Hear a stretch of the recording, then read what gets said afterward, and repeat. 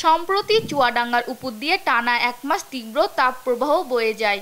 এই দাবদাহে অধিকাংশ সময় 40 ডিগ্রি সেলসিয়াসের উপরে তাপমাত্রা রেকর্ড করে জেলার প্রথম শ্রেণীর আবহাওয়া পর্যবেক্ষণাগার। এই প্রভাব পড়ে কৃষিতে, বিশেষ করে সবজি চাষ ব্যাপকভাবে ব্যাহত হয়। সূর্যের প্রখর রোদে পুড়ে বিবর্ণ হয়ে বেশিরভাগ সবজি গাছ ও ফলন, এতে চরম বিপাকে পড়েছে কৃষক। কুমড়ো মাঠে সব পুড়িয়ে শেষ, তার কি হবে এই অবস্থা মাঠে। আর ঝিঙে করেছি আর উচ্ছে করেছি, খুব তাপমাত্রাই হইল না, সব লস আমার, বুঝেছেন। 3 দিন পর পর সেচ দিয়ে আমি ঠেকাতে পারলাম না, বুঝেছেন। উজ্জে লাগিয়েলাম করল্লা যার বলে, এই লাগানোর পরে বানে উঠলো, কেবল ধরা পাইতেছে, আর এই রোদই সব গাছ হলুদ হয়ে গেল। ওখানে প্রায় 25-26 হাজার টাকা আমার খরচ, কিছু আসেনি।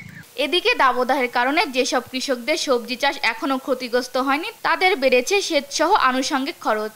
তাই বাজারে সবজি বিক্রি হচ্ছে চড়া দামে।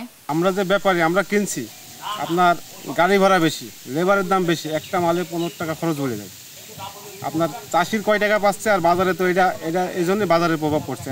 যদিও দাবদাহে ফসল নষ্ট হওয়া থেকে রক্ষা পেতে বিভিন্ন পরামর্শ দেওয়ার কথা জানায় জেলা কৃষি বিভাগ।